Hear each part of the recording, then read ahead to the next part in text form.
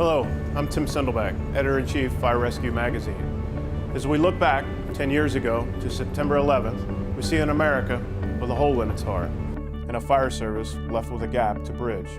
Our country's resiliency has been key in its ability to heal, and the fire service has been bridging its gap by turning to its strong traditions and placing its hope in a new generation. Today, we're sitting down with people on both sides of that bridge to hear exactly how they feel about being a firefighter post 9/11. Join us as we meet with FDNY firefighters whose sons or fathers were lost on 9/11. Hello everyone, we're here at the Tribute Center, downtown Manhattan in New York City, the site of the World Trade Centers. I'm here today with four very special guests, four former members of the FDNY, four members of the Band of Dads who lost their sons on 9/11. With me today is Lee Ielpi, who retired from the FDNY Rescue 2 in 1996 after 26 years. Lee's son Jonathan was a firefighter with Squad 288 when he was killed on 9/11. Lee subsequently came out of retirement, first to work at the World Trade Center site, and subsequently to start the September 11th Families Foundation and Tribute World Trade Center Visitor Center. I also have Dennis Oberg, who was an FDNY lieutenant on 9/11 but retired that day after finding Ladder 105, the rig that his son, Dennis Patrick, worked on. Dennis subsequently devoted his time to working at the World Trade Center site. George Riley was a retired FDNY lieutenant on September 11th. His son, Kevin, was a firefighter with Engine 207 on the day of the attacks, but his regular assignment was his father's company, Ladder 40. John Vigiano is a former Marine and retired FDNY captain, one of the most decorated FDNY firefighters in history. John lost his two sons on 9/11, NYPD Detective Joseph Vigiano, age 34, and FDNY firefighter John Vigiano, age 36, with Ladder 132. Gentlemen, thank you for agreeing to do this. This is absolutely an honor for me. It's an honor for Fire Rescue Magazine as well as Firefighter Nation, and I think firefighters around the world to have you share your stories and share your thoughts with us today. Let me just start with this question. You're all part of the Band of Dads that was formed after 9/11. Tell me how that started. When we got here, I mean, we came in for many reasons. We were going to come in to help. We knew our sons were working. Then it became a mission. When I came here, I was going to help. But then it turned into a mission to find my son. And walking into the site, I met many guys that we know, of course. And somebody would come up to me, John would say, "Hey, Lee, have you seen my sons?" And of course the answer would be no, and so on and so on. So we met each other at the site. There's many dads here, not just a Band of Dads. It's a small group. There were many dads and looking for sons, and sons looking for dads and nephews and uncles. So, but a small group of us, 6, 8 of us, we just kind of like stayed together, right? Well, Lee and I worked together for 12 years. We actually were a team. It was a 4-man team in a 5-man company. And we were at a point where we didn't even speak at times at fires. It was just a nod of the head, a blink of the eye, a click on the radio, and we knew where everybody was going. And our area was Brooklyn. We ran into a lot of fires with Dennis and his unit. So this band was a friendship.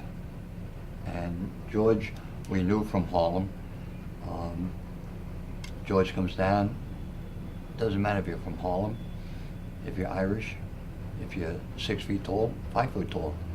He's a firefighter. He's a firefighter who lost someone. That was the thing that brought us together.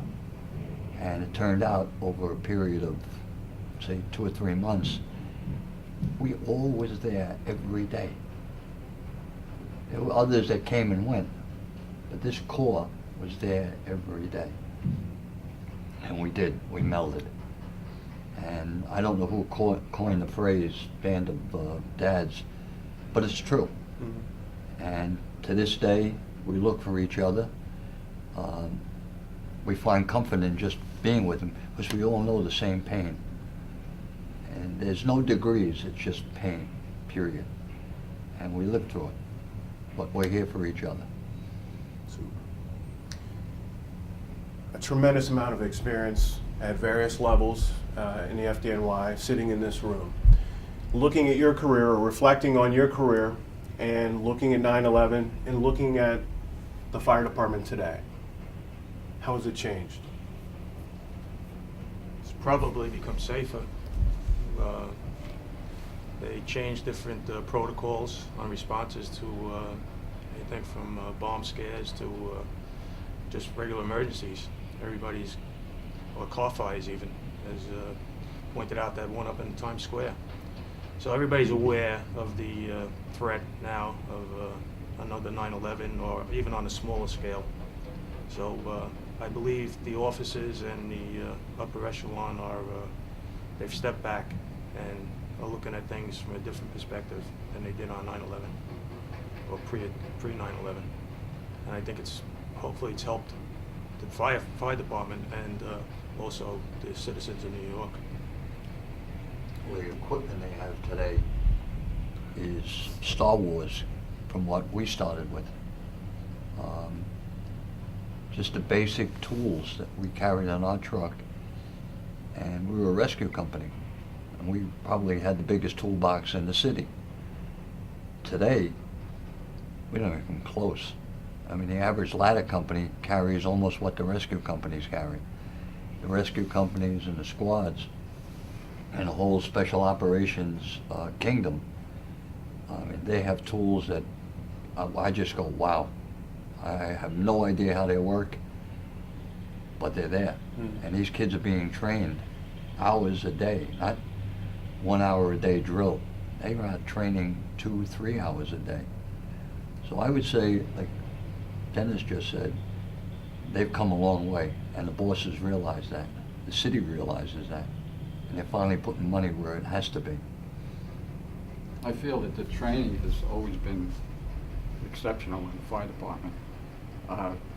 Pre 9/11, the men are the same as they were 100 years ago. They go out there, they do their job, they're dedicated, they love what they're doing. After 9/11, the training got more intense, I'm sure, and I think it's very adequate the way they're doing it now. We just heard a lot of examples, and all of them are correct. I mean, 9/11 was a turning point for many departments worldwide, of course. But I'm confident that if there's another job similar to 9/11, whether it's a man-made disaster or a natural disaster, these firefighters are going to do the exact same thing. I mean, they'll have better training, they'll have better gear, but a fire is a fire. And these guys, as they did on 9/11, there's only one mission in the fire service, and that's you, the people. And they'll do the exact same thing with better equipment, better training, but they'll do the exact same thing. They know where they have to go. Worldwide, volunteer or paid alike.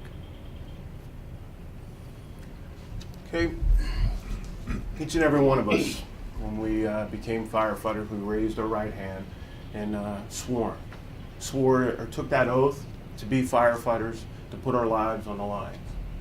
Each of you lost your sons. Huge sacrifice. Is that too much to ask of a firefighter? I think it's a terrible sacrifice to ask, but when we go on this job, we know what we're getting into, more or less. We know that it could happen, but you don't think it's going to happen to you. And I'm sure my son Kevin felt the same way. But as far as it is definitely a terrible sacrifice. As a captain, I had I would say, the honor and the privilege of having these young men who just come into the department to work with me. And it reaffirmed